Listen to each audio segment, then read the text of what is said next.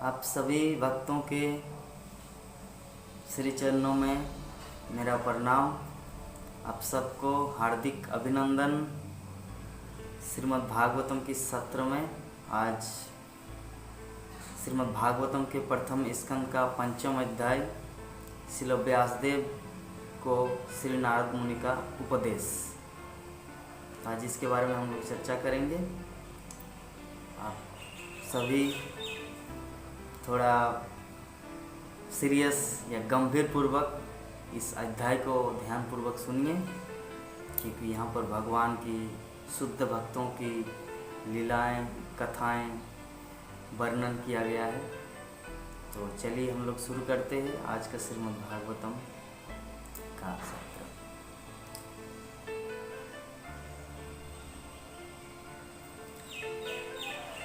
सूत गोस्वामी समस्त 88,000 ऋषि मुनियों को संबोधित करके विशेषकर शौनक ऋषि को बता रहे हैं कि इस तरह नारद मुनि बद्री के आश्रम में घूमते घूमते व्यासदेव के कुटीर में आए, जहाँ पर व्यासदेव सरस्वती के नदी के तट पर बैठकर चिंतामग्न अवस्था में थे। तो नारद मुनि उस जगह में आए और आने के बाद सुखपूर्वक बैठ गया। बैठने के बाद नारद व्यासदेव की ओर देखा, तो व्यासदेव की ओर देखते हुए उसको कुछ अंदाजा हुआ, कुछ तो गड़बड़ है, क्योंकि चेहरा मन का दर्पण होता है। किसी के मन में क्या चल रहा है, उसके हृदय में क्या फीलिंग हो रहा है, वो व्यक्ति के चेहरे में लिखा रहता है। तो नारद मुनि ऐसे ही तो साक्षात त्रिकालदर्शी है ही और उनको सब कुछ पता है, लेकिन फिर भी व्यासदेव का जो चेहरा देखा उदासी उदासी, तो उन्होंने ये संबोधित करते हुए बोले कि हे व्यास, हे पराशर पुत्र व्यासदेव, आप किस चिंता में डूबे हुए हैं। नारद मुनि ने कहा कि तुम्हारा अध्ययन, स्टडी, महाभारत का रचना जो ऐतिहासिक अद्भुत ग्रंथों का एक समावेश है, और आपने निराकार ब्रह्म विषयक समस्त चीज को महाभारत में एक साथ प्रकट कर दिया, जो समस्त जीवों के कल्याण के लिए है। तो फिर इसमें चिंता की क्या बात है। इसमें तनिक भी संदेह नहीं है कि आपने जो कंट्रीब्यूशन, आपने जो कार्य किया जगत के लिए, वो तो अलौकिक है। लेकिन फिर भी आप कौन सा ऐसा चीज़ जिसके कारण आप अपने आप को हताश हो रहे, हे मेरे प्रभु, आप मुझे बताएं। ये नारद मुनि यहाँ पर व्यासदेव को प्रभु करके संबोधित कर रहे हैं, क्योंकि नारद मुनि जानते हैं कि व्यासदेव कोई साधारण व्यक्ति नहीं है। व्यासदेव साक्षात भगवान का सक्तावेश अवतार है, जो भगवान की लीला कथा को रचना करने के लिए, जगतवासियों को कृष्ण भक्ति की शिक्षा देने के लिए, कृष्ण तत्व का ज्ञान देने के लिए व्यासदेव का आविर्भाव हुआ है। ये नारद मुनि को पहले से ही पता है, इसीलिए यहाँ पर प्रभु संबोधित कर रहे हैं। लेकिन खैर, अभी क्या होगा, जब तक व्यक्ति को किसी को गुरु रूप में स्वीकार नहीं किया जाए, तब तक गुरु उसे इंस्ट्रक्शन, आदेश, निर्देश, उपदेश देता नहीं। क्योंकि हम लोग देखते हैं कुरुक्षेत्र के मैदान में भी अर्जुन कृष्ण से बहुत कुछ बातचीत कर रहे थे, लेकिन कृष्ण तब तक उनको ज्ञान नहीं दिया। कार्पण्य दोषो हपतो स्वभाव पृच्छामि तरम धर्म सम्मूढ़ चेता जच्छ्रेष्यान निश्चितिम त्रुहि ब्रूहितन में शिष्यस्तम साधिमांतम प्रपन्नम। हे कृष्ण, कार्पण्य दोषों में अभी पूर्ण रूप से अपना कर्तव्य कर्म खो चुका हूँ, अपनी कृपण दुर्बलता के कारण। अपहतो स्वभाव पृच्छामि तम धर्म सम्मूढ़ चेता, मैं अभी धर्म संकट में हूँ, मेरे लिए क्या करणीय है, क्या करना चाहिए। मैं अपने चाचा, काका, मामा, ससुर या गुरुदेव, द्रोणाचार्य, पितामह, क्या इन सबको मारने में मेरा भलाई है या क्या करूँ मैं। जच्छ श्रेयान निश्चितम ब्रूहितन में, जो सबसे श्रेयस्कर होगा मेरे लिए वो मुझे बताइए। क्यों? आपका बताने का अधिकार क्यों है? शिष्यस्तहम साधिमांगतम प्रपन्न, क्योंकि अब मैं आपका शिष्य हूँ, आप मुझे ज्ञान दे, आप मुझे उपदेश दे। जब अर्जुन अपने आप को इस तरह सरेंडर किया, तब भगवान श्री कृष्ण ने अर्जुन को भगवत गीता का पूर्ण दिव्य उपदेश, दिव्य ज्ञान प्रदान किया। और दिव्य ज्ञान देने से पहले क्या किया? डांटा। कृष्णा जब तक मित्र के साथ, अर्जुन के साथ बातचीत कर रहे थे, तब तक उसको कुछ नहीं बोला, बस उपसारा ठीक है, अच्छा है, और न करो करो, मतलब ऐसे ही टाल रहा था। लेकिन जैसे गुरु का पद संभाला, तब भगवान श्री कृष्ण उनको डांटने लगा कि आप उस चीज के लिए शोक कर रहे हैं जो सोचे न पंडिता, आप उस चीज के लिए शोक कर रहे हैं जिसको सोचन विद्वान व्यक्ति नहीं सोचते। जो मूर्ख होता है वही मृत्यु और जन्म, जीवन और मृत्यु के इस ऐसे में करके भगवान उसको डांटा। भगवान श्री कृष्ण बोले कि असच्चानाम असत शास्त्रम प्रज्ञावादश्च भाष्य से। प्रज्ञावाद मतलब पंडित की तरह बात। आप जो चीज के लिए सोचना नहीं चाहिए उसके बारे में सोच रहे हैं। असच्चानाम असत शास्त्रम प्रज्ञावादश्च भाष्य से, प्रज्ञा पंडित की तरह बातचीत करते हो। और गतासुच नानु सोचिंत पंडिता, लेकिन जो वास्तविक में पंडित है, जो विद्वान व्यक्ति है, वो गतासुच जो इस संसार में है जीवन और जो ऑलरेडी मर चुका है, गतासुच नानु सोचंती पंडिता, वो सोचते नहीं। जो रियली में पंडित है, जो रियली में विद्वान व्यक्ति है, वो न जीवित प्राणी के लिए सोचता है, न जो जिसका मृत्यु हो चुका है उसके लिए सोचता है। क्यों? भगवान श्री कृष्ण बोल रहे क्यों नहीं सोचता? क्योंकि देहिनस्मिन् यथा देह कौमारम यौवनम जरा तथा देहांतर प्राप्ति धीरज तत्तन मुह्यति। क्योंकि जिसका जन्म हुआ है वो बाल्यावस्था से युवावस्था, वृद्धावस्था, अंतिम में मृत्यु को प्राप्त होता है। लेकिन तथा देहांतर प्राप्ति मतलब मृत्यु को प्राप्त होने के बाद धीरज तत्तन मुह्यति, जो धीर होता है, बुद्धिमान व्यक्ति होता है, वो मोहित नहीं होता। लेकिन आप तो मूर्ख की तरह बात कर रहे हैं, बात करते बहुत बड़ा, लेकिन आपका कुछ वैल्यू नहीं है। तो ये भगवान श्री कृष्ण कब बोला? जब अर्जुन अपने आप को कृष्ण के चरणों में सरेंडर किया। तो इसीलिए कहा जाता है कि तब तक किसी को उपदेश मत दो जब तक वो आपको रेस्पेक्ट ना करे, जब तक वो आपको सम्मान ना करे। क्यों? क्योंकि अगर आप विदाउट इंस्ट्रक्शन दे देंगे, वो आपको एक्सेप्ट नहीं किया, आपको स्वीकार नहीं किया, और अगर आप इंस्ट्रक्शन उसको देने लगा तो क्या होगा कि आपको फिर अपमान होना पड़ेगा, क्योंकि आपका कोई मर्यादा नहीं होगा वहाँ पर। क्योंकि वो हो सकता है आपकी बात को न माने, स्वीकार न करना चाहे, तो क्यों आप बहुमूल्य वचन को व्यर्थ में गंवाएं। इसीलिए अभी नारद तब तक उनको ग्लोरीफाई कर रहे थे कि आपने महाभारत की रचना किए, आपने इतने सारे वैदिक शास्त्रों का जो 4 वेद, 18 पुराण, 4 भाग, 4 विभागों में 4 वेद को बांटा, फिर 108 उपनिषद रचना की, सब कुछ किया। और इवन जनसाधारण के कल्याण के लिए आप महाभारत रचना की, और जिस महाभारत में सब कुछ वर्णन है, ऐतिहासिक से लेकर धार्मिक, स्टोरी, फिलोसॉफी, सब। तो फिर भी अब चिंतित होने का कारण क्या है? तो ये सब जब नारद मुनि ने पूछा, तब व्यासदेव बोल रहे कि हे प्रभु, आपने जो कुछ कहा है वो परम सत्य है, आपने जो कुछ कहा है वो परम सत्य है, लेकिन आप स्वयंभुव है। स्वयंभुव का अर्थ होता है जिसका जन्म किसी माता पिता से न हो। हे नारद, हे गुरुदेव, आप साक्षात भगवान के अवतार हो, किंतु साथ ही साथ आप किसी माता पिता के गर्भ से उत्पन्न कोई साधारण प्राणी नहीं हो, बल्कि आप ब्रह्मा के महान पुत्र हो, जो अगाध ज्ञान की मूर्तिमान स्वरूप है। तो इसीलिए हे प्रभु, आप परमात्मा तुल्य है, आपको सब कुछ ज्ञात है, जो कुछ गोपनीय है इस संसार में, जो कुछ हो रहा है, जो कुछ हुआ है, जो कुछ होने वाला है, आपको सब कुछ पता है।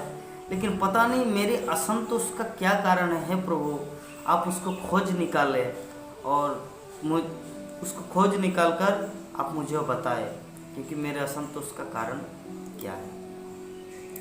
तो ये व्यासदेव ने नारद मुनि को बताया कि हे प्रभु, मैंने इतना कुछ किया कि महाभारत रचना किया, 4 वेद ये किया, सब कुछ, और अब जो कुछ भी बोले परम सत्य है, लेकिन फिर भी पता नहीं मेरे असंतोष का क्या कारण है। मैं सब कुछ जनसाधारण के लिए इतना कुछ किया, लेकिन फिर भी मेरे मन में शांति, मेरे मन में आनंद, सुख क्यों नहीं मिल रहा है? तो क्या त्रुटि है? हे प्रभु, हे नारद मुनि, आप तो शाम्भु मनु है, मैंने शाम्भु है जिसका जन्म नहीं है, जो अजन्मा है। ब्रह्मा आपको अपने मन से सृष्टि किया। तो अतः हे नारद, कृपा करके मेरी त्रुटि, मेरे दोष को खोज निकाले और उसे परिशुद्ध करके मुझे बताए कि क्या करनी है, क्या नहीं करना है, या क्या भूल हो चुका है इस विषय में। इतना जब बोलने के बाद, जब व्यासदेव नारद मुनि को ऐसा बोला, तब नारद मुनि समझे कि अब व्यक्ति आ गया, अब आया हूँ पहाड़ के नीचे, मतलब अभी इसको ज्ञान देने का वक्त आ गया है। क्योंकि व्यक्ति तब तक ज्ञान नहीं ले सकता जब तक वो उस स्थिति में न आए। हम लोग श्रीमद् भागवतम के 5वें स्कंद में देखेंगे कि कैसे चित्रकर्तु महाराज, जो जिनका पुत्र नहीं हुआ था, 1 लाख पत्नियां थी, 1 लाख पत्नियां होने के बावजूद भी उसका एक भी पुत्र नहीं था। तो एक बार की बात है, अंगिरा ऋषि उसके राजमहल में आया। तो अंगिरा ऋषि को बोले कि प्रभु, हे गुरुदेव, कृपा करके मेरे लावारिस, कहने का अर्थ मेरा जो होने वाला नॉमिनी, उत्तराधिकारी, कोई एक पुत्र अगर हो मेरे जीवन में तो शायद मेरे जीवन का दुख कष्ट दूर हो जाएगा। 1 लाख पत्नियां स्वीकार करने के बावजूद भी मेरा एक भी संतान नहीं हुआ, ये कितनी बड़ी दुख की बात है। तो कृपा करके कुछ आप कीजिए। तो अंगिरा ऋषि ने कहा, देखिए राजन,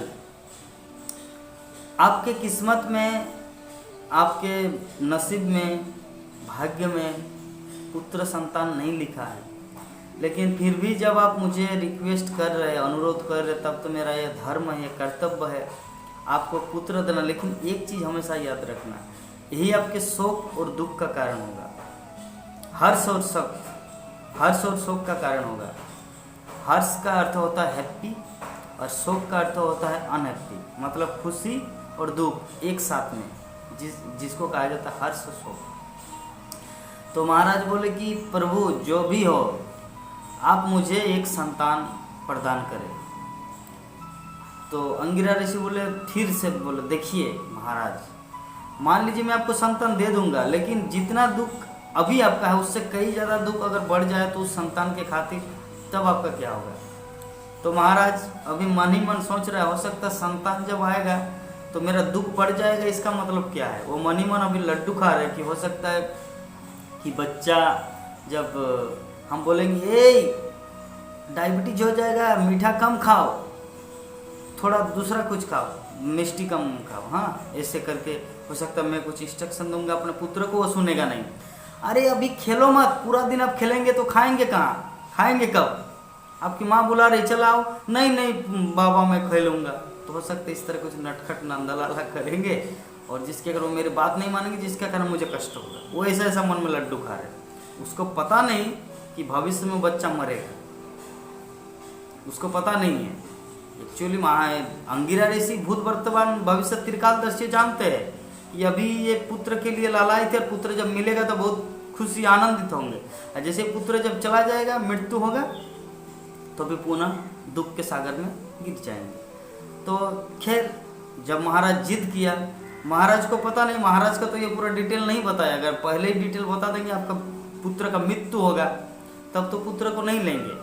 तो वो इनडायरेक्टली अंगिरा ऋषि चित्रकेतु महाराज को बोले, देखिए ये आपके हर्ष और शोक का कारण होगा, मतलब चिंता, दुख और सुख का कारण होगा, आप इसीलिए बेहतर इसे मत लो अपने बच्चे। बोले कि नहीं महाराज, अगर वो आकर, मेरा पुत्र आकर मुझे कितना भी कष्ट दे, मैं उसे सहन कर लूँगा। मतलब उसका भाव यही है कि हो सकता है वो गोद में लेंगे महाराज, और गोद में ही वो बच्चा उनको पेशाब कर देंगे, इसके लिए उसको कष्ट होगा। बोले कि ये सब कष्ट मैं सह लूँगा। ये मन ही मन ऐसे सोच रहा है, अंगिरा ऋषि को भी प्रकट नहीं कर रहा है, ये मन में कुछ दूसरा सोच रहा है, और अंगिरा ऋषि कुछ दूसरा सोच रहे थे। अंगिरा ऋषि वास्तविकता को समझ रहे हैं कि इनका जन्म होगा, इनकी किस्मत में नहीं है बच्चा, इनके भाग्य में पिता बनना लिखा नहीं है, लेकिन फिर भी ये चाहते तो मैं इनको पिता बना दूंगा, इनको पुत्र दूंगा। लेकिन बात ऐसा है कि ये टिकेगा नहीं ज़्यादा दिन, तो इसके लिए इसको और ज़्यादा दुख होगा।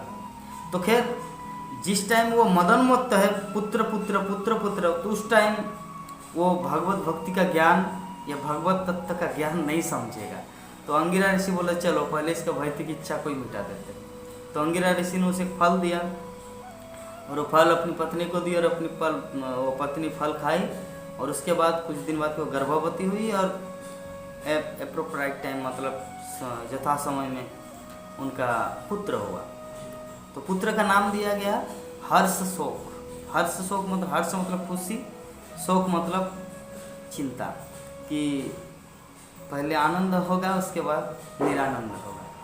तो ऐसे करके जब महाराज चित्रकेतु को पुत्र हुआ तो रानी के साथ अभी बहुत ही आनंद लिया करते थे। हमारा पुत्र हुआ, झोला झुलाते थे और बहुत सारा गाना गाते थे अपने पुत्र को लेकर कि खामोशी एक वजह है, तू क्यों आंखें खोल रहा है, सो जा मेरे मुन्ने राजा तू क्यों, मतलब इस तरह करके अपने पुत्र को बहुत लोरी सुनाते थे। तो लोरी सुनाते सुनाते अपने बच्चों को, तो बाकी जो रानियाँ थी 1 लाख रानी, उनमें से एक, तो वो उन सबको जलन हुआ, यार ये ऐसा क्यों कर रहा है, एक ही पत्नी को ध्यान दे रहे, हम सब भी तो उनकी पत्नियां हैं, हम बच्चा नहीं दे पाए इसका मतलब है नहीं कि हम उनकी पत्नी नहीं है, हम बांझ है। अरे है, लेकिन उनका पत्नी भी बांझ थी, हो सकता है अंगिरा ऋषि की कृपा से उनको ये बच्चा मिला। इसका मतलब ये नहीं कि हम सबको भूल जाए। तो चलो एक काम करते हैं, क्या काम करेंगे, वो जो पुत्र हुआ है पुत्र को ही मार देते हैं। तो बाकी रानियों की प्लान से वो एक दिन पुत्र को एक लड्डू के अंदर एक जहर भर दिया, कुछ विष दे दिए और जैसे लड्डू खा लिया बच्चा मर गया। उनकी माँ को पता भी नहीं चला। तो बाद में जब उनकी माँ आके देखे कि ओ माय गॉड, मतलब मेरा जो पुत्र मर गया, फिर राजा को खबर हुआ। तो जैसे राजा को खबर हुआ कि आपका पुत्र हर्ष शोक वो मर गया, जहर मतलब कारण उस टाइम तो पोस्टमार्टम रिपोर्ट नहीं हुआ कि सांप ने काटा या जहर देके मारा गया, तो ऐसे सिस्टम नहीं था। तो राजा को पता नहीं चला कैसे क्या हुआ, हो सकता है ऑटोमेटिक। तो राजा जैसे ही सुना उसका हार्ट अटैक हो गया। हार्ट अटैक होने का मतलब वो गिर गया नीचे और अभी चिंतित हो गया। और ऐसी चिंतित अवस्था में अभी हर्ष शोक अभी दुख के सागर में निमग्न है। पहले किस चीज़ के लिए सोच रहा था, किस चीज़ के लिए चिंता कर रहे थे कि मेरा पुत्र होगा, अभी मेरा जीवन में पुत्र नहीं है, इसीलिए मेरे दुख का कारण नहीं है कि मेरा पुत्र नहीं है, मेरे दुख का कारण नहीं है कि मेरा पुत्र नहीं है, पहले सोच रहा था। अभी जब पुत्र चला गया, अभी दुख के सागर में निमग्न गोते लगा रहे हैं, हे कृष्ण क्या हुआ मेरे जीवन में। तो पहले जितना दुख था उससे कई ज़्यादा बढ़ गया। ऐसे हम लोग देखते हैं, प्रभुपाद एग्जाम्पल देते हैं और ये प्रचलित कहानी है कि शादी करके फंस गया, मतलब शादी करके जो शादी किया वो भी पछताया, जो शादी नहीं किया वो भी पछताया, दिल्ली का लड्डू जो खाया वो भी पछताया, नहीं खाया वो भी पछताया। तो इसलिए प्रभुपाद बोलते कि बेहतर है कि मत खाओ, नहीं तो चित्रकेतु महाराज की तरह इस तरह पश्चाताप करना पड़ेगा। तो विषय वस्तु यही है कि अभी उनको ज्ञान लेने का एप्रोप्राइट टाइम है। तो वो अभी दुख के सागर में गोते लगा रहे, अभी उनका कोई सहारा नहीं है, क्योंकि मरा हुआ बच्चा तो फिर से आएगा नहीं। और रानी बाकी सब पत्नियां उनके साथ आलिंगन करे या उसको कुछ स्वीट स्वीट वर्ड बोले, वो तो और शांत नहीं होंगे, क्योंकि वो अभी चिंतित हो गया अपने पुत्र के लिए। ऐसे समय में अंगिरा ऋषि आए अनेक दिनों के बाद, और अंगिरा ऋषि आकर उनको ज्ञान देने लगे। क्यों अभी क्यों ज्ञान दे रहे हैं, उस टाइम क्यों नहीं दिया जिस टाइम में पुत्र को जन्म देने से पहले, ताकि पहले अगर ज्ञान दे देता तो शायद इतना कुछ होता नहीं, इतना कुछ नहीं होता। अगर पहले अगर ज्ञान दे देते तो ना वो बच्चा लेते, ना फल खाते, ना इस तरह दुख के सागर में गोते लगाते। लेकिन उनका मूल कारण क्या है, उस टाइम अंगिरा ऋषि उसको ज्ञान क्यों नहीं दिया, क्योंकि पात्र जो होता है, जिस पात्र में कुछ रखा जाता है, एक पात्र में अगर खीर दिया जाए, उस पात्र अगर सुंदर ढंग से ना हो, पात्र में छेद हो या पात्र हिले डुले इस तरह उसको संभाले नहीं खीर को, तो दोस्त तो पात्र का है ना, दोस्त तो खीर का नहीं। तो उसी तरह इंस्ट्रक्शन, उपदेश वो देना चाहते थे उसी टाइम, लेकिन अंगिरा ऋषि ने सोचा नहीं, अभी इसको देंगे तो ये समझेगा नहीं बात को, तो चलिए। तो अभी जो उनका पुत्र चला गया, मर गया, तो अभी जो इंस्ट्रक्शन दे रहे तो महाराज सुंदर रूप से ले रहा है। तो उसी प्रकार व्यासदेव को अगर पहले ही, अगर नारद जी चाहते तो पहले ही उनको कुछ ऐसा, क्योंकि नारद उनके गुरु है, तो अभी व्यासदेव बोले कि हे प्रभु आप अजन्मा हैं। नारद मुनि को बोले कि आपको पता है कि मेरे अंदर क्या त्रुटि है, मैंने महाभारत रचना किया, 4 वेद खंडन किया, 18 पुराण सब कुछ, लेकिन फिर भी पता नहीं क्या ऐसा कमी रह गया। तो जब ऐसा बात बोला तब नारद उनका पॉइंट आउट किया। तो अभी नारद मुनि कुछ पॉइंट व्यासदेव को बताएंगे कि आपके अंदर क्या फॉल्ट्स है, किसके कारण आपका ऐसा हुआ। अभी नारद मुनि एक एक करके लगभग 10 पॉइंट बताएंगे महाराज व्यासदेव को, व्यास मुनि को। और अभी व्यासदेव वही कॉन्वर्सेशन आज है कि नारद मुनि का व्यासदेव के प्रति उपदेश। तभी व्यासदेव ने व्यासदेव को डायरेक्ट डांट कर कहा नारद मुनि, बल्कि वास्तव में तुमने भगवान के दिव्य महिमा, अलौकिक महिमा का बखान का प्रसार नहीं किया है। जो दर्शन शास्त्र परमेश्वर की दिव्य इंद्रियों को तुमने प्रसार नहीं किया, प्रचार नहीं किया। अपने धर्म, अर्थ, काम, मोक्ष सबका विस्तार से समझाया, परंतु अपने भगवान वासुदेव की महिमा का गुणगान नहीं किया। यही सबसे बड़ा दोष है, क्योंकि कौवे का तीर्थ माना जाता है वह जगह जहाँ पर सिर्फ हरि कथा ना हो, जिस तीर्थ में हरि कथा ना हो, सिर्फ स्नान करने के लिए जाते हैं, उसे कौवा भी तो स्नान करता है, लेकिन वो हरि कथा श्रवण नहीं करता। तो उसी तरह जिस शास्त्र में, जो शास्त्र भगवान की दिव्य महिमा का वर्णन न किया जाए, तो उसे कौवे का स्थान, कौवे का तीर्थ माना जाता है। क्योंकि ऐसे स्थान में जो भगवान के भक्त होता है वो आनंद नहीं लेता, क्योंकि भगवान के भक्त दिव्य लोक के वासी होते हैं। और दूसरी ओर जो साहित्य एक अपूर्ण रूप से रचा गया हो, संस्कृत का श्लोक भी अच्छी तरह ना हो, लेकिन फिर भी भगवान कृष्ण के लीला का बखान करता है, तो उसे परम या शुद्ध भक्त, भगवान के भगवत भक्त उसको गाते हैं, सुनते हैं, सुनाते हैं या स्वीकार करते हैं। तो आत्म साक्षात्कार के ज्ञान और सकाम कर्मों से लाभ व्यर्थ है अगर वो भगवान अच्युत, भगवान कृष्ण के लीला से, उनके भाव से वंचित हो। 3rd point. चौथा पॉइंट बता रहे व्यासदेव को कि हे व्यासदेव, तुम्हारी दृष्टि सभी तरह से पूर्ण है, तुम्हारी ख्याति निष्कलुष है। क्यों न समस्त लोगों के भौतिक बंधन के लिए मुक्ति दिलाने वाले आप भगवान की लीलाओं का चिंतन करने में भी समस्त है, तो क्यों नहीं ये करें, क्यों नहीं ये कर रहे आप कि आपने सब कुछ वर्णन किया। जैसे देखिए धर्म, अर्थ, काम, मोक्ष। नारद मुनि व्यासदेव को इंस्ट्रक्शन नहीं दे रहे कि आपने ये जो 4 वेद, 18 पुराण, 6 शास्त्र, 108 उपनिषद, महाभारत, ये जो रचना किए, तो रचना के अंतर्गत आप 4 चीज का बखान किया। 4 चीज क्या क्या? धर्म, अर्थ, काम और मोक्ष। धर्म क्या है? अगर व्यक्ति धर्म करेंगे, पूजा पाठ करेंगे, यज्ञ हवन करेंगे, तो उसके पास पैसा आएगा। अर्थ, धर्म से अर्थ, और अर्थ अगर जब उनके पास पैसा होगा तो काम, सेंस ग्रेटिफिकेशन, इच्छा, अपनी इच्छा को पूरा करेंगे। अब जो इच्छा है, किसी को शादी करने की इच्छा, किसी को बिल्डिंग बनाने की इच्छा, किसी को और भी कुछ करने की इच्छा, भौतिक इच्छाएं उसका पूरा होता है। कैसे? धर्म से अर्थ, धर्म करने से इकोनॉमिक्स डेवलपमेंट, मतलब उसका पैसा आता है, और पैसे के माध्यम से वो काम, इच्छा, डिजायर वो फुलफिल होता है। उसके बाद जब वे पूर्ण रूप से वो विरक्त हो जाते हैं तो अंत में वो मोक्ष, मुक्ति का प्रयासी। लेकिन धर्म अर्थ काम मोक्ष, लेकिन अल्टीमेटली यहाँ पे तो भगवान का कोई शब्द ही नहीं है कि हमारे जीवन का उद्देश्य भगवान कृष्ण का भक्ति करना है, भगवान वासुदेव को ये करना है। इसमें तो आप तो कुछ किया नहीं, आप तो सिर्फ शुष्क ज्ञान दिया। तुमने धर्म के नाम पर जनसाधारण ऐसे ही भौतिक भोग के प्रति आसक्त है। जनसाधारण क्या है? जनसाधारण और चाहते हैं कि मदपान करे, जुआ खेले, स्त्री संगम करे या मांसाहार करे। ये ऑटोमेटिक उनके हृदय में यह वासना है, क्योंकि बद्ध जीव है, इस संसार के प्राणी बद्ध जीव है और बद्ध जीव ऑलरेडी ये सब चीज़ से जुड़ा हुआ है। ऐसे ही वो पहले से ही उसमें एडिक्टेड है और फिर आप उसमें क्या कर रहे?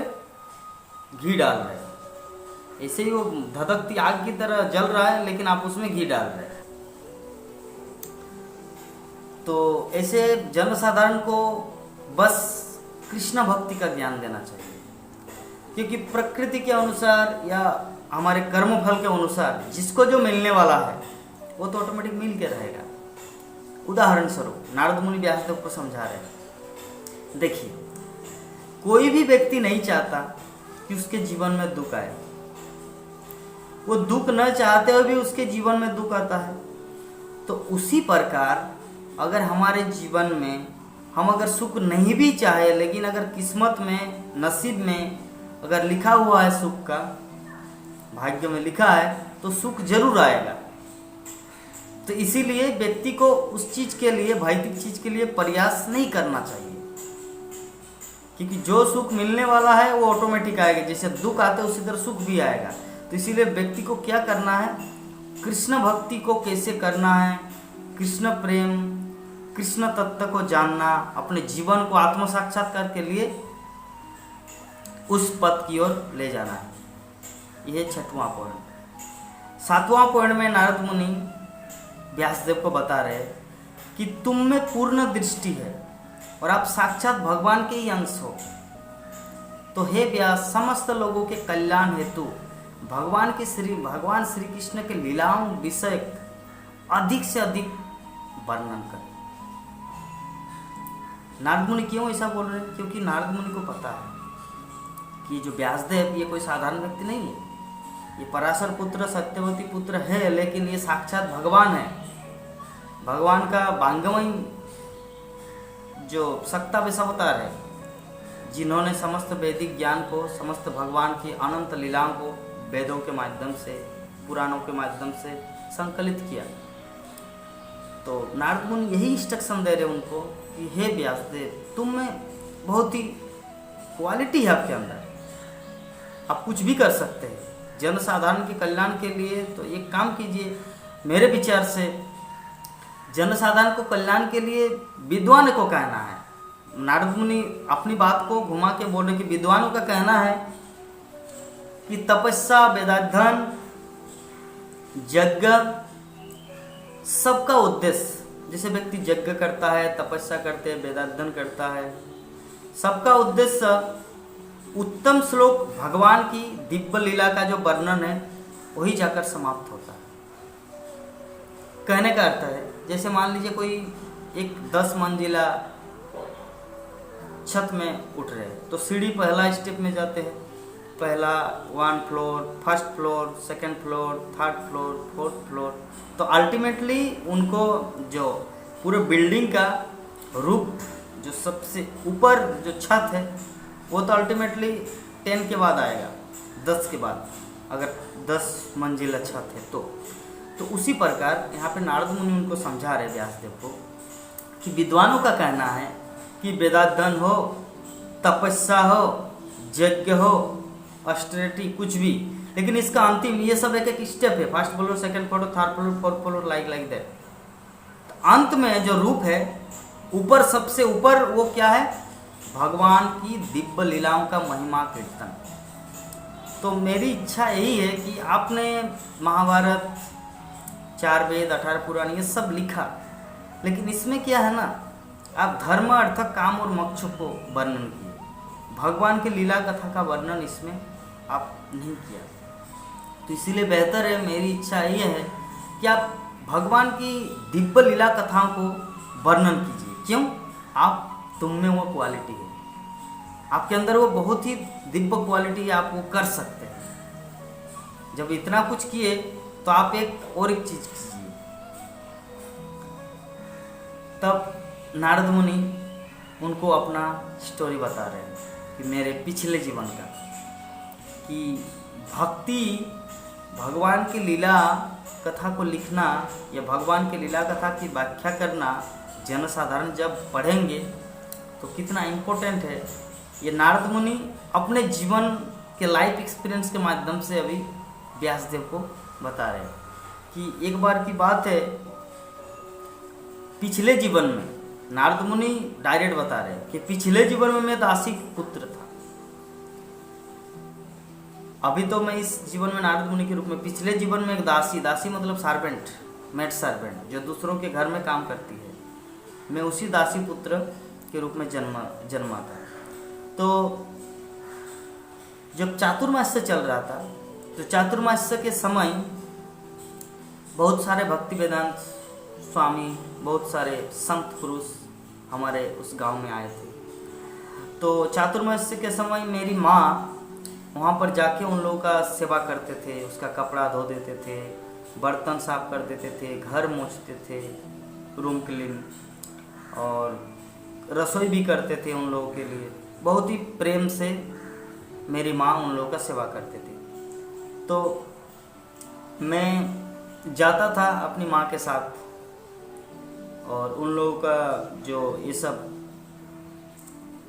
भक्ति, वो लोग जब भगवान की कथा को गान करते थे तो मैं वहीं पर बैठकर सुनता था। तो ऐसे करके कभी कभी वो हमें प्रसाद देते थे, फिर हम उसको खाते, क्योंकि विदाउट परमिशन, मैं उनके परमिशन के बिना नहीं खाता, मैं उससे पहले लेता उसको आज्ञा कि प्रभु आप मुझे अगर प्रसाद देने की कृपा करें, तब वो लोग नारद मुनि छोटा बालक को प्रसाद देते थे, उनका जूठा प्रसाद, फिर नारद मुनि वो खाते थे। फिर उन लोगों की संगति के द्वारा मैं भगवान की लीला का अधिक से अधिक श्रवण करने लगा, क्योंकि बाल्यावस्था में ही मेरा क्या कि मैं उतना खेल कूद में उतना रुचि नहीं था। बच्चे लोग खेलने कूदने बहुत ऐसे दौड़ना, फुटबॉल, क्रिकेट ऐसा कुछ करते थे, लेकिन मेरा वो सब में रुचि नहीं था। तो मैं सब समय जब मेरी माँ वहाँ पर सेवा करती थी उस मुनियों के आश्रम में, तो मैं वहाँ पर बैठकर वो जो ऋषि मुनि लोग, जो संत है भगवान के शुद्ध भक्त, वो सभी भगवान की लीला कथाओं का बखान करते थे। तो जब ये भगवान की लीला कथाओं का प्रवचन चल रहा था तो उस समय मैं ध्यान से सुनता। तो ध्यान से मेरा सुनने में और ज़्यादा से ज़्यादा रुचि इसलिए हुआ क्योंकि मैं उन सब का संगति किया। जब उनका संगति करने लगा तो संगति के माध्यम से मेरा कृष्ण कथा सुनने का और रुचि बढ़ गया। तो जब ऐसे चतुर्मास्य समाप्त हो गया, वर्षा ऋतु समाप्त हो गया, क्योंकि वर्षा ऋतु के दौरान चातुर्मास कहा जाता है, वहाँ पर एक जगह में बैठकर भजन साधन करते थे। तो जब वर्षा ऋतु समाप्त हो गया तो वो लोग अन्य स्थान में चले जाएंगे, क्योंकि साधु का लक्षण है, क्योंकि साधु पुरुष कभी भी एक स्थान में नहीं रहता। जो सच्चा साधु होगा वो नदी की धारा की तरह, नदी का जो पानी है वो निरंतर बहती रहती है। क्यों? क्योंकि अगर नदी का पानी अगर बहना बंद कर देंगे तो उसमें मैल जम जाएंगे। जैसे तालाब का पानी, तालाब का पानी और नदी के पानी में अंतर क्या है? तालाब का पानी भी पानी है और नदी का पानी भी पानी है, लेकिन नदी का पानी फ्रेश होता है, नवीन, और तालाब का पानी कितना दिन का जमा हुआ है, मैला श्यावला पड़ जाता है। तो वैसे ही साधु पुरुष जो होता है, अगर वो अपना यात्रा रोक देंगे, स्टॉप कर देंगे, वो अगर नहीं चलते रहेंगे सन्यासी, तो क्या होगा?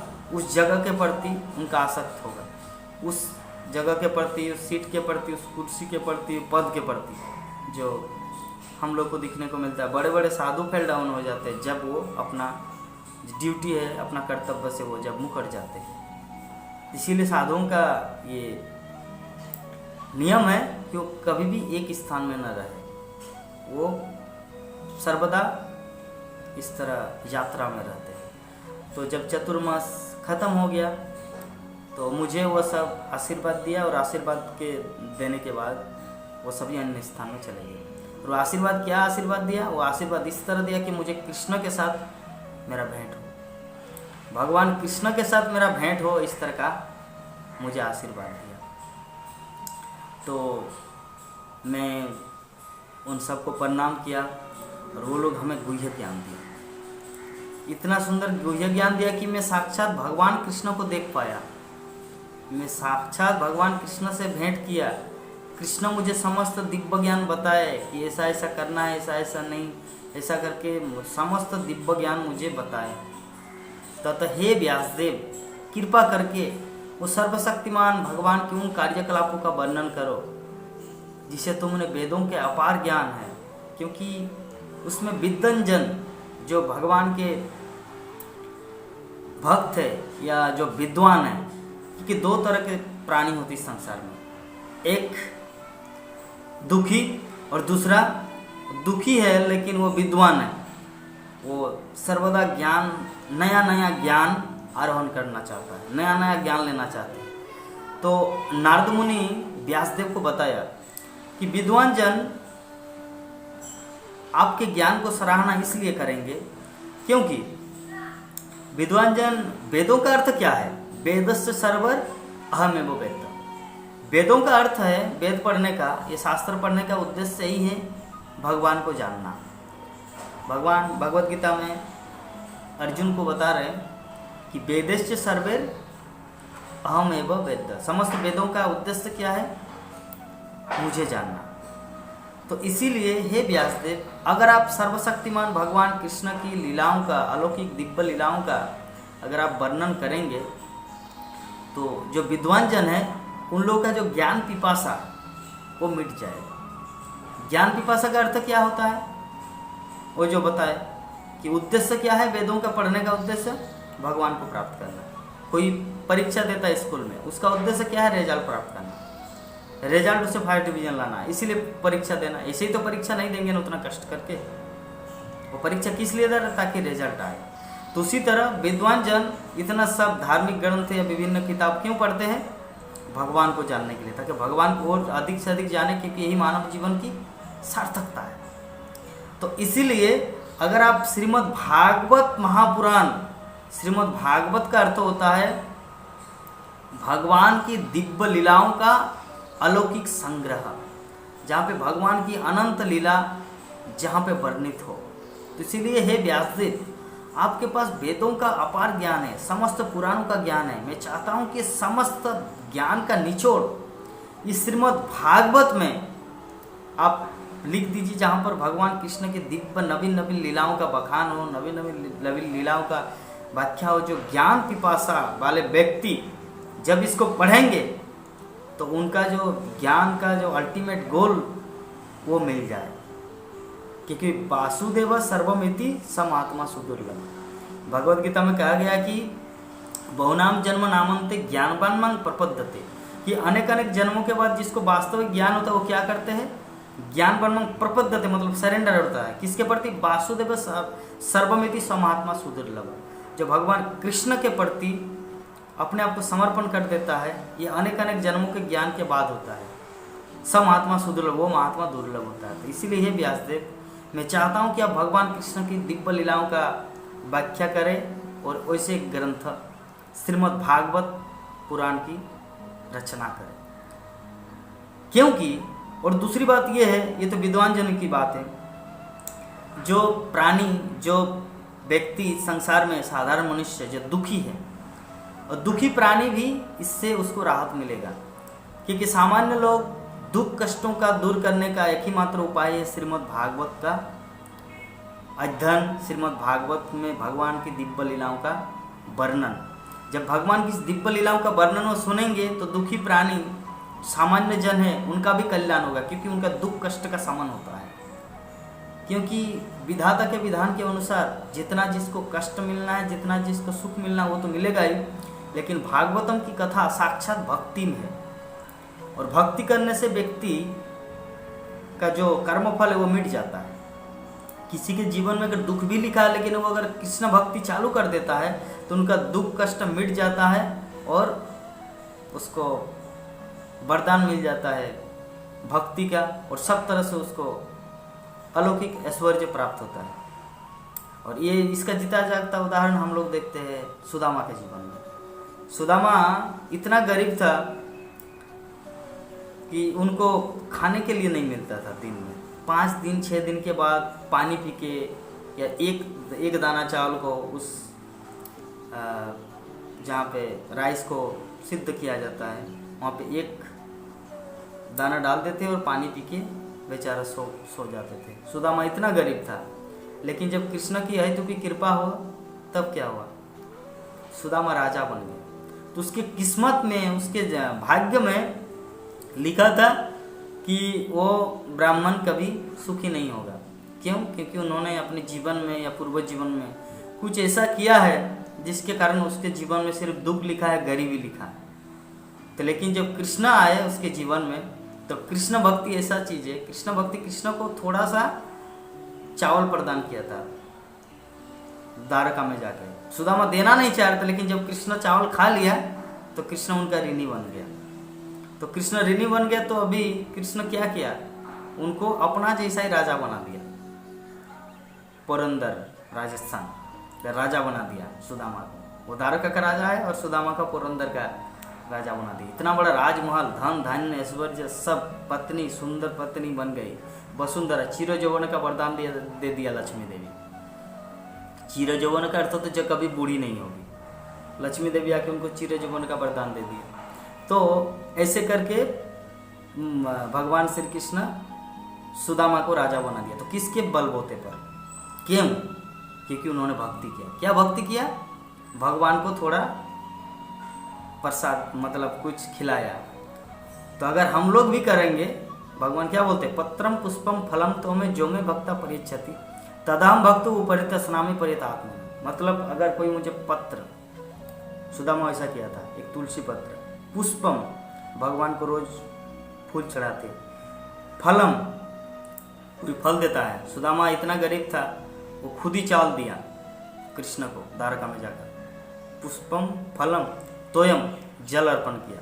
तो घर में अपना नारायण शिला में करते, सालग्राम शिला को ऐसे देते थे, एक गिलास पानी, एक तुलसी पत्ता, और जो अन्न रसोई करता था, एक अन्न दाना हो उसको पत्ते में वो भगवान को अर्पण करते थे। तभी सुदामा का स्थिति कैसा हो गया, कृष्ण भक्ति के प्रभाव से उनका पूरा किस्मत, उनका पूरा भाग्य ही चेंज कर दिया। तो इसीलिए नारद मुनि यहाँ पर भगवान की लीला कथा को बखान करने के लिए इसलिए बोल रहे कि हे व्यासदेव, ये जो श्रीमद् भागवत ग्रंथ है साक्षात भक्ति का मूर्तिमान स्वरूप है, क्योंकि यहाँ पे भगवान की दिव्य लीलाओं का कथा है। और भगवान की जब भागवत की कथा को अगर कोई सुनता है तो जिस व्यक्ति के जीवन में दुख लिखा है वो दुख भी सुख के रूप में परिवर्तित हो जाए, क्योंकि कृष्ण की कृपा किसी भाग्य विधाता की कलम से ऊपर है। तो इसका उदाहरण हम लोग ये भी दे सकते हैं कि जैसे कोर्ट में किसी व्यक्ति ने कुछ गलत किया तो कोर्ट का जो जज है उन्होंने उस व्यक्ति के नाम पर फांसी का ऑर्डर लिख दिया कि अमुक तारीख को इसको फांसी हो जाए। तो अगर वो कोर्ट के जज जिन्होंने फांसी का ऑर्डर लिख दिया अपने कलम में, अगर वो खुद जाके रोकना चाहे उस फांसी को दूसरा कलम चला के, नॉट पॉसिबल, संभव नहीं है पुनः उसको रोकना। लेकिन अगर वो कैदी राष्ट्रपति के पास जाए, राजा के पास जाए और बताए कि आप मुझे कृपा करके छोड़ दीजिए, वास्तविकता ये है कि मुझे साजिश करके फंसाया गया है और मुझे फांसी हुआ, लेकिन सच्चाई ये है कि मैंने वो खून नहीं किया, ये मुझे फंसाया गया है। और जब राजा इस चीज़ को छानबीन किया और वो जान लिया कि यार सच में तो इन्होंने ये कुछ गलत नहीं किया, लेकिन इसको फांसी का ऑर्डर मिल गया, तो चलो कोई बात नहीं, मैं आपको कलम लिख दे रहा हूँ। तो राष्ट्रपति एक कलम लिखेगा तो जज जो जिन्होंने फैसला सुनाया था इसको फांसी होगा, तो वो फांसी नहीं दे पाएगा। क्यों? वो कानून के विरुद्ध लड़ नहीं सकता। कौन? जज। कानून मतलब लिख दिया फांसी होगा मतलब फांसी होगा, लेकिन राष्ट्रपति वो कानून के भी ऊपर है। तो उसी तरह भगवान कृष्ण जो है ना, वो राष्ट्रपति राजा की तरह है, कानून के भी ऊपर। हमारे किस्मत में पता नहीं कर्मफल के अनुसार फांसी लिख दिया गया, मतलब आपको दुख मिलना है, गरीबी है आपके जीवन में। लेकिन जब कृष्ण के प्रति हम लोग सरेंडर होते हैं तो कृष्ण बोलते हैं आप एक बार आओ ना मेरे पास, सर्वधर्मान् परित्यज्य मामेकं शरणं व्रज, अहम ताम सर्व पापे भव, मैं आपको फांसी से मुक्त करा दूंगा। अहम ताम, मैं, सर्व पापे भव, वो जो कर्मफल, जो आपको दुख लिखना है, दुख मिलना है, फांसी है आपके जीवन में, पुनः पशु बनना लिखा है। अहम तम सर्व पापे व मोक्षास्मि मा शुचः, आप चिंता मत करो, मैं आपको मुक्त कर दूंगा, आपको फांसी नहीं होगा, मैं आपको कलम चला दूंगा। तो श्री कृष्ण ऐसा बोल रहे हैं। तो सर्वधर्मान् परित्यज्य, समस्त प्रकार के अपने कपोल कल्पित आइडिया को त्याग करके मेरे चरणों में आओ, भगवान श्री कृष्ण बोल रहे हैं। तो नारद मुनि व्यासदेव को यही बोल रहे हैं कि ये सब कितनी सुंदर सुंदर भगवान की लीला कथाएं, भगवान की शरणागति, ये सब भागवतम में वर्णन करो। बाकी में क्या है, भगवान की लीला कथा का वर्णन नहीं किया। महाभारत, राम, आपका 4 वेद, पुराण, इतना सब में आप धर्म अर्थ काम मोक्ष का वर्णन किए, भगवान की भक्ति का उल्लेख नहीं किया। तो इसीलिए कैसे भगवान की भक्ति किया जाए, भगवान की भक्ति करने से भगवान आश्रय देंगे और हमारे समस्त दुख कष्ट को दूर करेंगे। तो भागवत कथा को अगर कोई सुनता है तो उनके जीवन में परिवर्तन आएगा, ये 100% गारंटी नारद मुनि व्यासदेव को दे रहा है।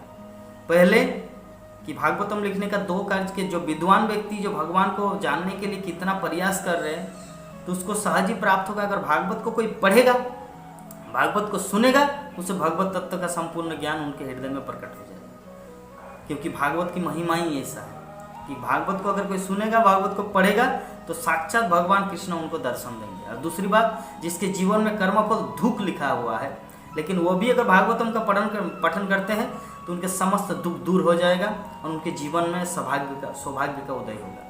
क्योंकि कृष्ण की कृपा है। उदाहरण हम लोग देखें सुदामा का जीवन के, उनके जीवन में सिर्फ दुख ही लिखा था, लेकिन कृष्ण को थोड़ा सा अन्न दिया, कृष्ण ऋणी हो गया और उनको राजा बना दिया।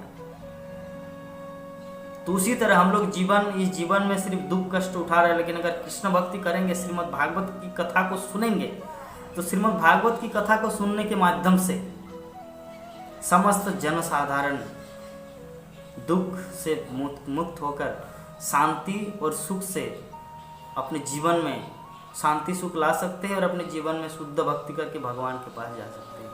अतः हे व्यासदेव, मेरी आपसे यही प्रार्थना है, आप सर्वशक्तिमान भगवान के उन कार्यकलापों का वर्णन करो जो आपने समस्त वेदों, इतिहास, पुराणों में उल्लेख किया है।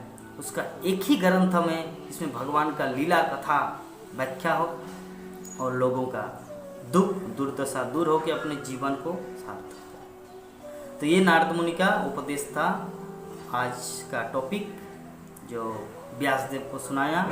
और कल व्यासदेव नारद मुनि से जो प्रश्न करेगा, कैसे कैसे आपका लाइफ स्टाइल, कैसे दासी पुत्र के रूप में, लाइक दैट, और कल के चैप्टर में, कल के अध्याय में हम वर्णन करने की कोशिश करेंगे।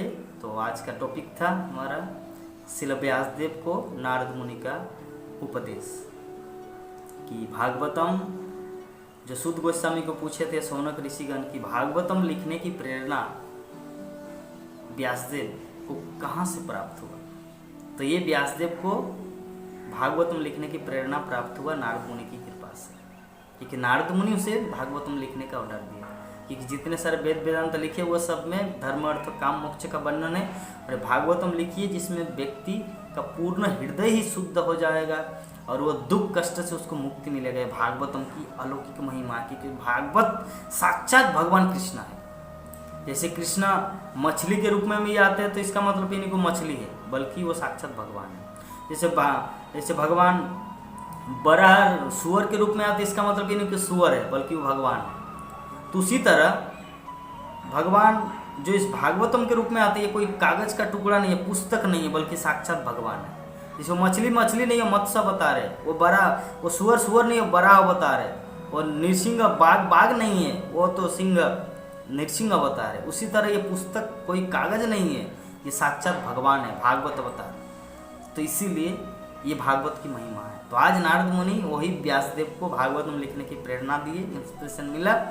तो कल हम लोग श्रवण करेंगे भागवत को लिखेंगे नारद मुनि व्यासदेव, और व्यासदेव जो जिज्ञासा करेंगे अपने गुरुदेव से, नारद मुनि से, और नारद अपने पूरे लाइफ स्टाइल को बताएंगे, कैसे कैसे मैं भगवान को प्राप्त किया, कैसे मेरी माँ का या भक्तिवेदांत स्वामी सब चले गए और मैं कैसे बद्री का आश्रम आया, कैसे मैंने भक्ति को प्राप्त किया, कैसे मैं भगवान का दर्शन किया, ये तो मेरे पूर्व जन्म की बात है, कैसे हम इस जीवन में आए, ये सब कुछ नारद मुनि कल व्यासदेव को बताएंगे। वो कल का अध्याय होगा, नारद मुनि और व्यासदेव का वार्तालाप, कल 6वां अध्याय है।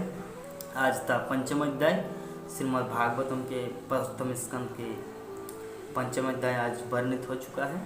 तो आप सब ध्यान मग्न होकर, निमग्न होकर सुने, इसलिए हम आभारी है आप सबका कि मेरा प्रयास सार्थक है कि मैं श्रीमद् भागवत की कथा को आप लोगों के सामने प्रेजेंट कर रहा हूँ और आप लोग इतना सुंदर ढंग से सुन रहे हैं, जिसके कारण मुझे प्रेरणा, मुझे इंस्पिरेशन मिल रहा है कि मैं और ज़्यादा से ज़्यादा भगवान की कथा या श्रीमद् भागवत की कथा को आप लोगों के सामने प्रेजेंट करूं, ताकि भगवान श्री कृष्ण राधा माधव भी प्रसन्न हो और आप सब भी आनंदित हो भगवान की लीला कथा को श्रवण करने के माध्यम से। तो आप सबके श्री चरणों में मेरा दंडवत प्रणाम, ताकि आप सभी वैष्णवगण इस भागवत कथा को श्रवण करने के लिए जो समय निकाला, इसलिए आप सभी को मेरा अनेक अनेक धन्यवाद। तो आज के लिए आज का श्रीमद् भागवतम कथा का सत्र यहीं पर विराम रखते हैं। कल तक के लिए हम आपसे विदा चाहते हैं। हरे कृष्ण। इस वीडियो को लाइक करें, हमारे चैनल को सब्सक्राइब कर बेल आइकन जरूर प्रेस करें हमारी न्यू वीडियो सबसे पहले